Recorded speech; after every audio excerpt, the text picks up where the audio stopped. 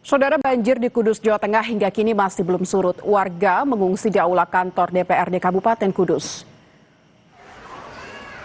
Banjir yang menggenangi 30 desa di Kudus hingga kini belum surut. Ratusan pengungsi memadati aula DPRD Kabupaten Kudus. Aula DPRD Kabupaten Kudus berada di lokasi yang tinggi dan jauh dari banjir. Hingga saat ini tercatat lebih dari 1.500 warga telah menempati sejumlah lokasi pengungsian yang disiapkan pemerintah daerah.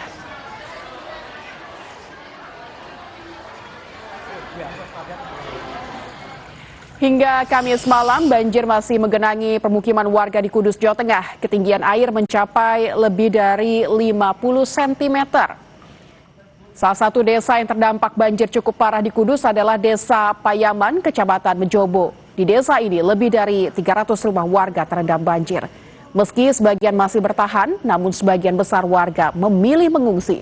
Data BPBD Kudus mencatat banjir menggenangi 30 desa di 7 kecamatan dan lebih dari 1.500 warga mengungsi.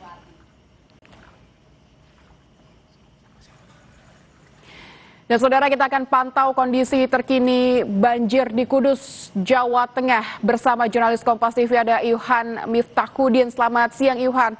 Banjir terus meluas hingga 5 kecamatan dan merendam 20 desa. Bagaimana kondisi banjir hari ini?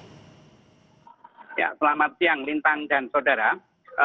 Hari ini banjir di Kabupaten Kudus masih menggenangi 7 kecamatan di lebih dari 30 desa. Dan saat ini saya berada di salah satu kecamatan, yaitu Kecamatan Jati, yang di sini ada 7 desa yang terdampak. Dan 3 diantaranya ini adalah yang paling parah, yaitu di Desa Jedes Kapuan, Desa Tanjung Karang, dan Desa Tanggulangin. Di desa ini, Lintang, hampir seluruh area desanya itu tergenang banjir mulai ketinggian 30 bahkan lebih dari 50 cm. Nah, hal ini sering terjadi di wilayah ini dikarenakan daerah 3 desa ini adalah berada di wilayah cekungan yang menjadi tempat berkumpulnya air dari hulu. Jadi ketika hulu ini terjadi hujan deras, itu air akan berkumpul di 3 desa ini.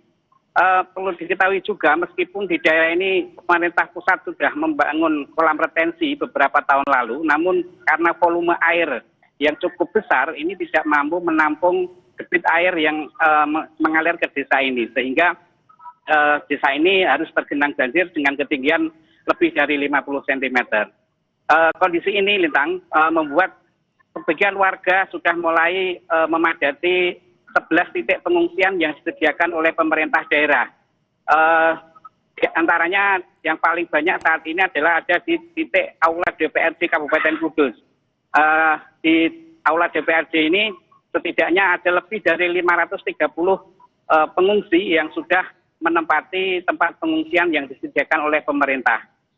Dan selain itu, pemerintah daerah juga untuk memenuhi kebutuhan logistik bagi para pengungsi dan warga yang terdampak, ini sudah mendirikan 14 titik dapur umum yang nantinya setiap harinya akan menyuplai kebutuhan makan bagi warga yang terdampak banjir maupun warga yang berada di pengungsian.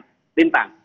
Baik Ivan, tadi Anda menceritakan bagaimana kondisi topografi di sana, wilayah cekungan sehingga air dari hulu ini berkumpul di situ. Itu artinya pemerintah juga sudah harusnya memahami kondisi ini. Lantas seperti apa antisipasi sebenarnya yang harusnya dilakukan pemerintah dan apa upaya pemerintah sebetulnya ini untuk menanggulangi banjir? Ya, Lintang, bisa disampaikan bahwa di sini memang banjir yang ada di Kabupaten Kudus ini memang sering terjadi atau banjir tahunan. Namun di tahun ini memang itu berbeda dengan tahun-tahun sebelumnya. Karena intensitas hujan yang cukup tinggi, hampir sepekan, ini memang membuat hampir lebih dari 30 desa yang ada di Kabupaten Kudus ini terendam banjir. Nah, kondisi ini memang sebelumnya sudah diantisipasi oleh pemerintah daerah, namun karena memang curah hujan yang cukup tinggi ini, akhirnya pemerintah hanya bisa melakukan mitigasi dengan menyiapkan posko-posko pengungsian bagi warga. Selain itu, banjir ini juga mengakibatkan beberapa titik tanggul ini jebol karena luapan air dari hulu. Nah, saat ini BPBD bersama Distana sudah mulai memperbaiki titik-titik tanggul yang jebol diharapkan beberapa hari ke depan ini nanti cuaca akan membaik sehingga arus hujan ini bisa mengurangi genangan yang ada di perkampungan. Baik, saya catat ada curah hujan tinggi dan beberapa tanggul jebol sehingga berdampak kepada 30 desa tergenang banjir begitu. Lalu bagaimana kondisi lalu lintas dan aktivitas warga sekitar, apakah juga terdampak?